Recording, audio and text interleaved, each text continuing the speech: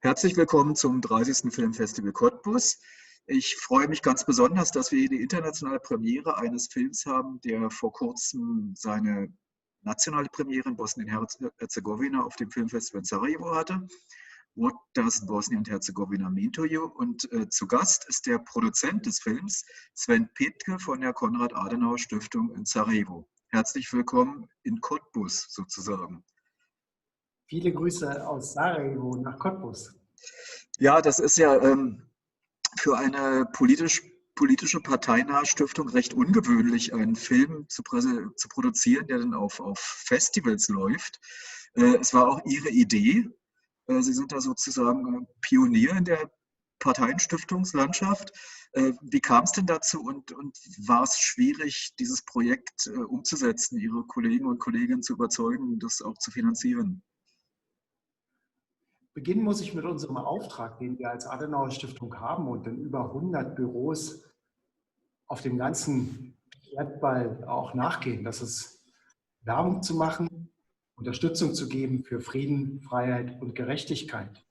Und da kann man sich natürlich in Deutschland die Frage stellen, was macht ein Auslandsbüro einer politischen Stiftung in Bosnien-Herzegowina? Bosnien-Herzegowina, ein Land in Europa mit einer langen und zum Teil sehr traurigen Geschichte. Die Menschen leben hier seit 25 Jahren im Frieden. Davor gab es einen sehr brutalen Krieg. Wir haben ja in Deutschland nicht nur über das Fernsehen von Srebrenica erfahren, sondern wir hatten ja auch Hunderttausende Flüchtlinge, die mehrere Jahre in Deutschland gelebt und gearbeitet haben. Und es sind auch heute noch viele Menschen aus Bosnien-Herzegowina in Deutschland. Und ich suche natürlich nach auch modernen Wegen, unseren Auftrag zu erfüllen. Und dieses Land befindet sich in einem Teil Europas, wo man viel über die Vergangenheit redet, auch streitet, wo man unterschiedliche Ansichten hat und wo es manchmal gerade der politischen Klasse schwerfällt, gemeinsame Nenner zu finden, sich auf etwas zu verständigen. Und da wollen wir ein wenig Hilfestellung geben. Und da geht es natürlich uns ganz besonders um die junge Generation. Und die junge Generation ist eine, die natürlich mit sozialen Netzen, mit Medien anders umgeht als die ältere Generation. Und deswegen kam auf dem Sarajevo Filmfestival, was ja einen Namen hat, nicht nur hier im Land, sondern in Europa insgesamt, die Idee, lass doch junge Leute mal einen Film machen über ihre Vorstellung, wo Bosnien-Herzegowina in der Zukunft angesiedelt sein soll, was sie sich vorstellen. Und so kam der Film. Und ich verrate ja kein Geheimnis, mit dem Medienboard und mit Ihnen hatten wir auch gute Unterstützer, weil ich verwende jetzt das Wort von Angela Merkel. Das war natürlich Neuland für mich, für unser Auslandsbüro in Sarajevo. Und die Unterstützung, die wir durch Sie bekommen haben, war eine sehr wertvolle, um einen solchen Film zu produzieren, um hier aus der Idee dann auch eine Wirklichkeit werden zu lassen. Und wir sind stolz mit denen, die den Film tatsächlich gedreht haben, was uns da gelungen ist. Ja, dazu ist zu sagen, Filmfestival Cottbus, wir haben ein paar Kontakte zur Verfügung gestellt, sozusagen die Erstkontakte. Sie haben dann anschließend mit den Produzenten weitergemacht, die auch mit dem Sarajevo Filmfestival sehr eng verknüpft sind. Ihnen ging es ja vor allen Dingen darum, in die Zukunft zu gucken. Also Geschichte spielt auch eine Rolle in dem Film, aber weit weniger, als es in vielen Produktionen, die wir sonst aus Bosnien-Herzegowina sehen, zu sehen ist. Wie haben Sie denn Ihre Regisseure gefunden und wie haben die auf die Idee reagiert, beziehungsweise waren die sofort einverstanden mit dem Konzept? Wir haben mit den beiden Filmakademien im Land, hier in Sarajevo und in Banja Luka, gesprochen, welche Möglichkeiten es gibt, ob sie junge Leute empfehlen können, die solche Filme produzieren können, machen können. Wir geben die Unterstützung, aber vor Ort die Idee, alles das, was dazugehört, einen Film zu machen, das müssen die Filmemacher schon selber machen. Und das ging ziemlich reibungslos mit beiden Filmakademien.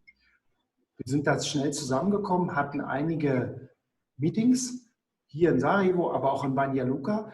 Und natürlich musste ich ein wenig Überzeugungsarbeit leisten, Weil in Bosnien-Herzegowina gibt es oftmals den Versuch, mehr in die Vergangenheit als in die Zukunft zu schauen. Und mein Auftrag lautet, als Adenauer-Stiftung in Bosnien-Herzegowina die Mitgliedschaft des Landes in der Europäischen Union zu unterstützen. Der Mitgliedsantrag ist gestellt, aber der reicht natürlich nicht. Da gibt es vieles zu tun, viele Reformen, politische Veränderungen vorzunehmen. Und die junge Generation, gerade die junge Generation, möchte diesen Weg auch gehen. Und ich habe das versucht umzusetzen. Und dann gab es eine Schwierigkeit, die wir oft haben in unserer Arbeit, aber die diesmal besonders war, und das war natürlich Corona. Dreharbeiten in einer Zeit des Lockdowns sind unmöglich. Aber ich glaube, die Filmemacher haben dann, als die Möglichkeit ja da war, sehr genutzt, sind rausgegangen, haben ihre Filme produziert, haben sie gemacht. Dann haben wir auch durch einen guten Partner diesen Film zusammengestellt und dann im Sarajevo Filmfestival, was ja auch online gelaufen ist, ihn vorgestellt in einer Universität mit vielen jungen Leuten. Und wir werden im nächsten Jahr mit dem Film durch das Land gehen und mit jungen Menschen diskutieren und mit Politikern und anderen Vertretern aus der Gesellschaft, was sie zur Zukunft ihres Landes denken. Also, ich habe Hilfestellung bekommen. Ich habe mich natürlich auch sehr neugierig verhalten, aber ich glaube, das, was wir geleistet haben, das kann sich im wahrsten Sinne des Wortes sehen lassen. Und ich bin sehr froh, dass wir möglicherweise, wenn alles gelingt, im nächsten Jahr einen weiteren Film in dieser sozusagen mit dieser Absicht, die Zukunft zu gestalten für Bosnien-Herzegowina aufnehmen können. Das ist eine sehr gute Nachricht und im Hintergrund sind auch Fotos, Stills aus dem Film zu sehen, den Sie auch auf der Website des Filmfestival Cottbus im Streaming angucken können. Also unbedingt gucken. Es sind insgesamt ja 3 Filme. Sie haben 3 Regisseure, die jeweils einen eigenen Beitrag produziert haben. Nun muss man ja in Bosnien und Herzegowina alles mehrmals machen. Und es ist ja diplomatisch nicht mal einfach so einen einfachen Film. Man produziert einfach einen Film, sondern Sie haben es ja schon angesprochen. Sie haben in Banja Luka mit der Akademie gesprochen, die liegt in der Serbischen Republik. Sie haben in Sarajevo gesprochen, liegt im Kanton Bosnien-Herzegowina, hauptsächlich bosniakisch oder muslimisch, je nachdem. Die Wordings sind verschieden. Es gibt auch noch den kroatisch dominierten Teil. Gab es denn da politische Schwierigkeiten oder Hürden zu überwinden oder ist das mit den Kulturmenschen, mit den Filmleuten einfacher als in der Politik? Das ist im wirklichen Leben nicht politisch bestimmt. Im wirklichen Leben lebt man nebeneinander, miteinander, man arbeitet miteinander und so haben wir das auch gemacht. Beide Filmakademien hatten jeweils 2 Filmemacher, also sowohl hier in Sarajevo als auch in Banja Luka in der Republika Srpska. Und das hat auch gut funktioniert.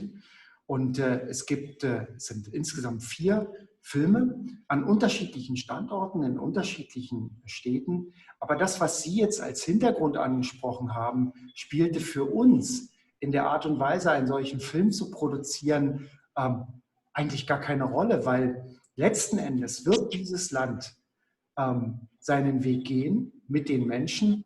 Und unser Ziel ist es, dass sie, wenn der Zeitpunkt reif ist, wenn die Reformen Erfolg zeigen, auch in die Europäische Union aufgenommen werden. Und das betrifft alle Einwohner des Landes. Und mein Eindruck ist auch, dass zum Beispiel in Banja Luka, in der Republika Srpska, die Leute genauso in die Europäische Union wollen, wie sie das in der Föderation hier in Sarajevo oder in Mostar wollen.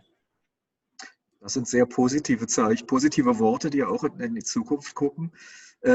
Zu den Protagonisten und Protagonistinnen im Film. Es sind ja größtenteils Leute, die aus der Kunst und Kultur kommen. Auch manche, die schon die Erfahrung haben, zeitweise in Europa gelebt und gearbeitet zu haben. Wie haben Sie die Protagonisten ausgesucht und stand es auch zur Debatte, zum Beispiel ganz einfache Leute in Sarajevo zu filmen, meinetwegen Gaststättenbesitzer oder jemand, der Busfahrer ist? Wir haben ein Konzept entwickelt, dass es um die Zukunft der jungen Generation gehen soll. Und Sie haben das vorhin schon zwischen den Zeilen angesprochen. In Bosnien wird sehr oft über das gesprochen, was nicht funktioniert. Das kenne ich so ein bisschen von Deutschland, aber hier ist es schon besonders.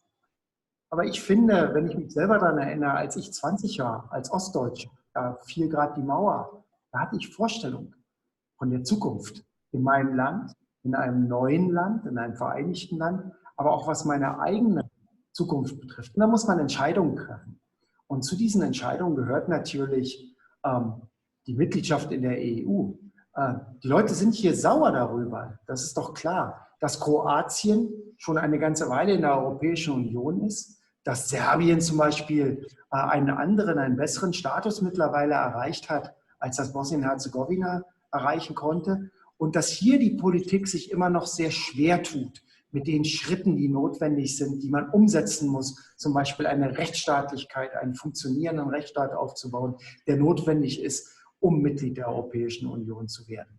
Und die Filme, ja, sie sind unterschiedlich, sie zeigen zum Teil die wunderschöne Natur und auf der anderen Seite eine Industriestadt wie Zenica, die, wer den Film sieht, wird das sehen. Der Film ist wirklich sehr eindrucksvoll, aber man sieht auch, dass es eine Stadt des Herbstes ist. Da ist viel, viel Grau, passt ein wenig zu der jetzigen Situation im Dezember. Aber es wird eben doch deutlich, was die Menschen erwarten. Und das war Gegenstand unserer Gespräche. Darauf habe ich auch ein Stück Wert gelegt. Gleichwohl habe ich gesagt, es ist Sache der Künstler zu entscheiden, was dabei rumkommt.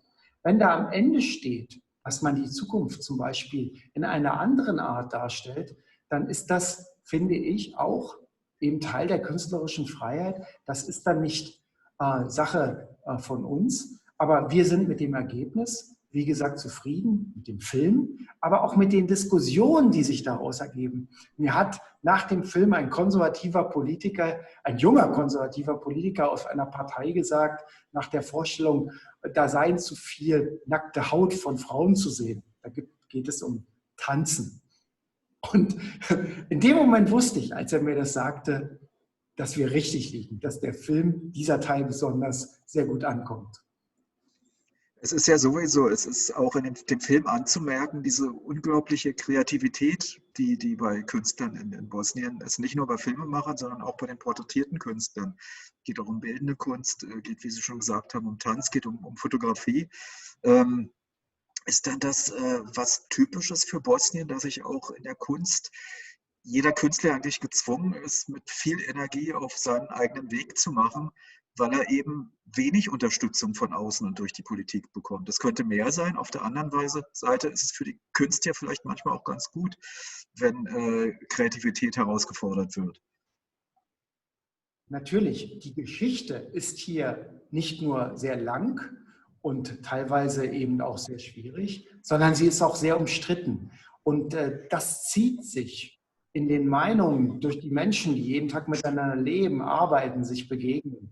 Und das bietet natürlich auch immer wieder Anlass zu Debatten, auch zu Streit.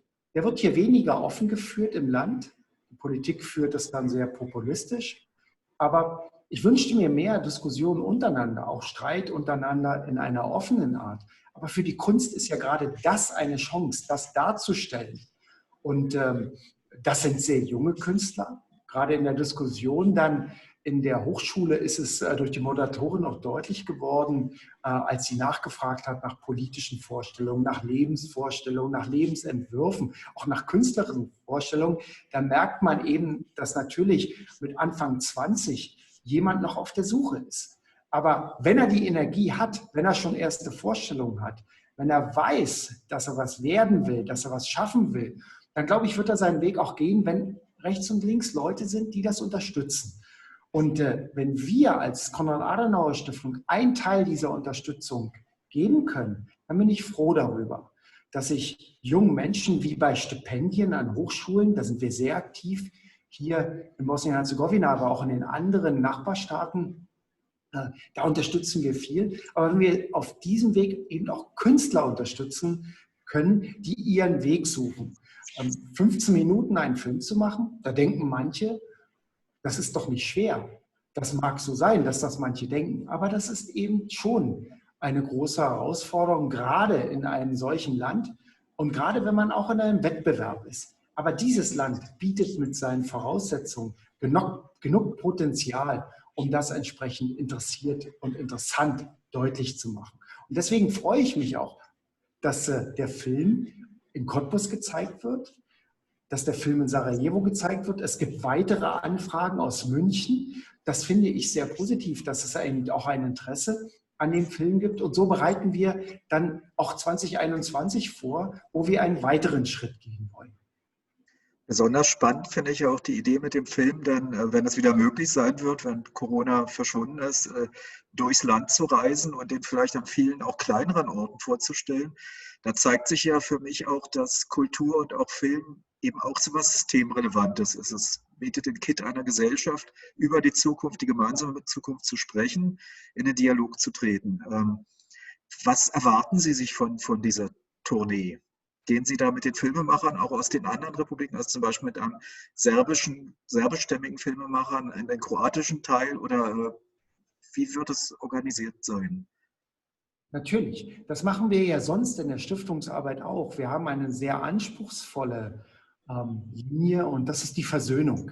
Und da diskutieren wir manchmal mit ehemaligen Angehörigen der 4 verschiedenen Armeen, die es hier im Krieg gab. Ich muss Ihnen aus persönlicher Erfahrung dieser Diskussion sagen, das ist schwierig. Das ist für die Beteiligten, aber auch für mich, jemand aus Deutschland, der das dann beobachten darf, spürt man, wie schwierig das ist, über diese Zeit des Krieges zu reden. Der Krieg hat 100.000 Menschen das Leben gekostet. In einem Land mit ein wenig über 3 Millionen Einwohnern kann sich jeder vorstellen, was das für eine große Zahl ist und wie viele Familien davon betroffen sind. Wir wollen mit den Filmen, mit den 4 oder mit dem ganzen Film und mit Filmemacher natürlich vor Ort gehen. Wir wollen, dass diskutiert wird, dass offen gesprochen wird. Es geht ja um die gemeinsame Zukunft. Wir Deutschen, die Konrad-Adenauer-Stiftung, die Politik kann das unterstützen. Aber die Zukunft gestalten müssen die Menschen hier in Bosnien-Herzegowina selbst. Und das wissen sie auch. Das will die Mehrheit auch. Und wir wollen genau darüber mit der jungen Generation reden. Und meine Erfahrung ist, dass die junge Generation eine ist, die, das ist ja in Deutschland und in anderen Staaten nicht anders, doch nicht so viel nachdenkt, sondern den Mut hat, Dinge, die man fühlt, auch zu sagen, es auf den Punkt zu bringen. Und das ist gut. Das macht der Film ja auch. Was mir noch aufgefallen ist, es ging relativ schnell. Also wir haben, glaube ich, Ende letzten Jahres gesprochen über das Projekt, dass das gemacht werden soll. Und im August 2020 waren die Filme schon fertig, also ein Wahnsinnstempo. Ist das auch typisch, wenn man in Bosnien was sagen möchte, dann sagt man es ja in der Regel auch sehr schnell. Und wenn der Staat mal ins Rollen gekommen ist, geht es dann auch manchmal schneller als in anderen Ländern. Natürlich gibt es zwischen Deutschland und Bosnien-Herzegowina auch kulturelle Unterschiede. Und was man hier, was ich zum Beispiel persönlich lernen musste, ist, dass man die Dinge dann noch auf den Punkt bringt. Man hat erst als Deutscher gelegentlich das Gefühl, wird das klappen? Und dann funktioniert es dann aber. Die Vorbereitung allerdings, die ist hier in unserem Auslandsbüro gelaufen und ich bin sehr dankbar über die Vorbereitung, die Cottbus und die Berlin gegeben hat, aber die auch meine Zentrale gegeben hat, indem sie den Freiraum geschaffen hat, dass wir das entsprechend machen konnten. Und mit dieser professionellen, auch freundschaftlichen Unterstützung und gleichzeitig mit der Fähigkeit hier vor Ort, das auch anzunehmen und darauf einzugehen, ist es uns dann gelungen, in relativ kurzer Zeit, trotz Corona, unseren Zeitplan einzuhalten. Dass das gelegentlich auch mal ein durchschwitztes Hemd mit sich gebracht hat, das ist richtig. Sie wollen ja ihr Werk, ihre künstlerische Arbeit letzten Endes auch produzieren und deswegen stimmt die Motivation und das finde ich sehr gut. Ja, vielen Dank für das Gespräch. Ich freue mich, dass der Film entstanden ist. Ich freue mich natürlich noch mehr, dass es nächstes Jahr einen weiteren Film geben wird. Wieder mit den gleichen Regisseuren oder suchen Sie nach neuen Künstlern und Künstlerinnen? Wir planen gerade und ich muss einen Punkt sagen, der mich natürlich umtreibt. Einer unserer Schwerpunkte ist die Rolle der Frau in der Gesellschaft, in der Politik, aber auch der Wirtschaft. in Bosnien-Herzegowina. Das ist ja auch ein Thema in Deutschland. Aber hier ist es nicht nur ein Thema, sondern es hat eine ganz andere Bedeutung vor dem Hintergrund der gesellschaftlichen Situation, die da ist.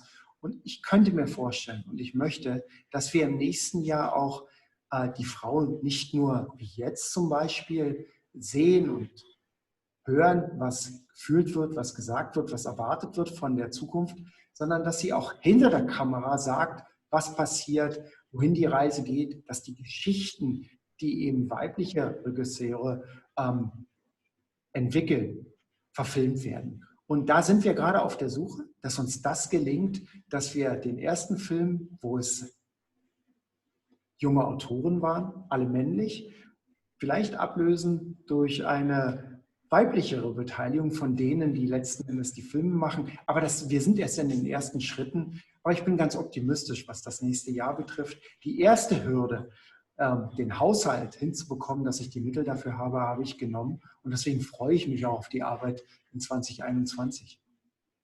Ich bin da auch sehr zuversichtlich, zumal es ja in Bosnien auch schon mit Regisseurinnen wie Jasmila Zbanic und Aida Begic gibt es ja schon Vorbilder, weibliche Vorbilder, die auch international sehr weit gekommen ist. Jasmila Zbanic hat auch ein Filmprogramm des Filmfestival Cottbus, diesmal ein neuer Film Quo Vadis, Aida. Herr Petke, ich bedanke mich für Ihre Arbeit, unsere Zusammenarbeit und das Gespräch und weise das Publikum nochmal darauf hin, dass der Film What Does Bosnia and Herzegovina Mean to You noch bis 31.12. im Streaming des VOD Cottbus digital zu sehen ist. Klicken Sie auf der Website den Film an und schauen Sie sich den Film an. Ich will auch die Regisseure nochmal nennen, dass die auch nicht unbenannt bleiben. Alexa Trekulja, Branislav Stosic, Jenan Esko, Ishak Jaliman. Bosnien 2020, der Film ist 46 Minuten lang, 4 Teile, Herr Petke hat es gesagt. Herzlichen Dank und bis zum nächsten Mal, vielleicht im nächsten Jahr schon. Bis zum nächsten Mal. Ich setze auf das nächste Jahr und ich wünsche dem Cottbuser Filmfestival alles Gute, viel Erfolg und viel Spaß. Dankeschön. Tschüss. Tschüss.